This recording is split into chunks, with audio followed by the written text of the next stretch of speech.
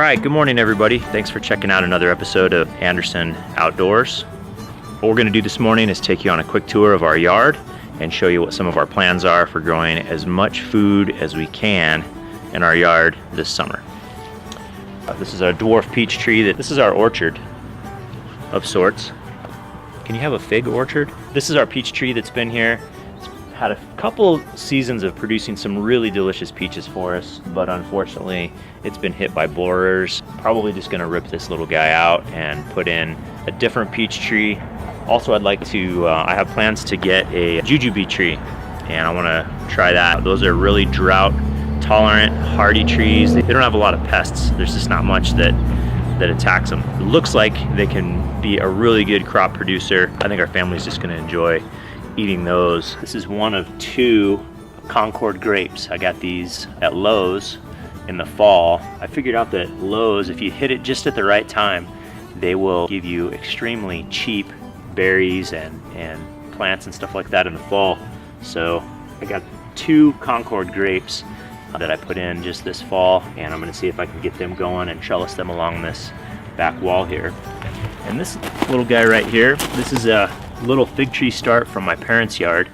They have a fig tree that's producing figs for them for probably 10 years or more, and the kids love it. Every time we go over there in the summer and the figs are ripening up, they go back there and they just rob that thing and go crazy. I really like them too, so, and they just look cool, you know. Fig trees have those big kind of palm-shaped leaves, not palm tree, but like big, like palm of your hand leaves. They're just beautiful trees. They're really cool, and they thrive in desert climates. So I thought, well, how come I'm not growing these in my yard? So that's what I've got going on here. This little guy that's from my parents, and then I bought this one at the local nursery. I got him in the fall too, 50% off. I think I got this tree. This is a great little tree. I think I got it for like $20 or $22.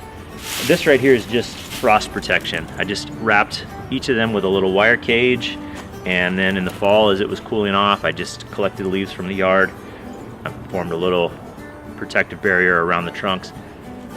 Here in New Mexico, it does get cold enough that occasionally it might get really cold, like down below zero, you know, a few nights in a row or something like that.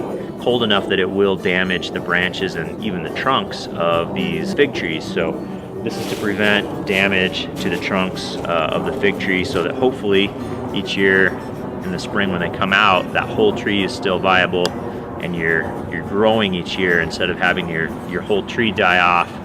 And they will come back. My parents have had that happen to their fig tree a couple of times, where it grows and grows and grows, and then one year it freezes really hard, the whole thing dies off, but then you get new shoots coming off.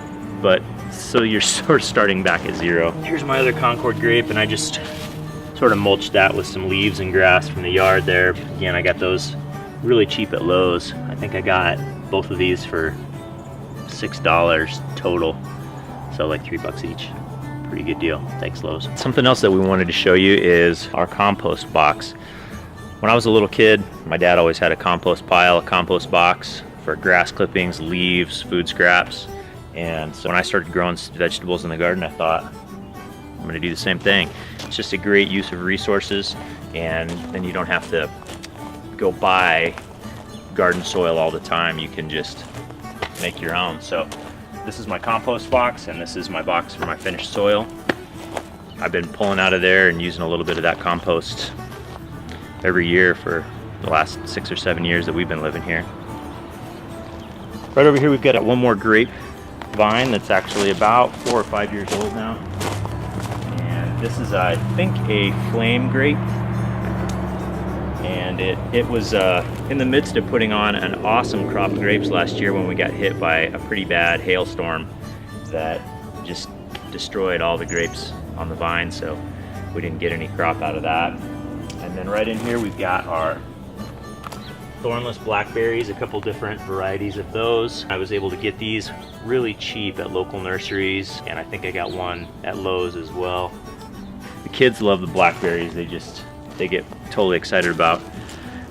I think we had 2 of them that made blackberries last year, and they were just robbing those things all the time. This area is going to be where we're going to do the majority of growing the food for the family this year. We're gonna take apart these old beds that I put in, and we're gonna replace them with some raised beds that I'm just gonna build out of pine boards. I'm gonna use 2x10 and make them about 8 foot long, 4 foot wide. And we're gonna put trellises like this down the middle of probably most of those beds, just so that we can grow as much food vertically as we can to save space and literally pack as much production into each bed, get as much food out of each bed as possible. So this is where we're gonna do that. We'll put in 2 or 3 of those beds along here, and probably a couple skinnier beds along that back wall there. This year we're gonna try to grow some things such as Kakai pumpkins, some winter squash, cucumbers. We'll probably have a couple tomato plants. Definitely gonna grow some more peppers. We're gonna try to grow a variety of greens as well. I wanna give a try to jute and Malabar spinach, and probably some regular varieties of spinach, some other, more common greens. Anyway, that's the plan for this area. All right, everybody, that's about it for this week. Thanks for watching this week's edition of Anderson Outdoors. We're going to be putting out videos each week. Over the next couple of weeks, we're going to have some videos about how we're actually going to make those raised beds and show how we're going to get them filled with soil, as well as talk about the different seeds that we have, where we get our seeds, and show you what we're doing to start those indoors and get that all going. So thanks again. Stay tuned for some more episodes. We'll catch you guys next time.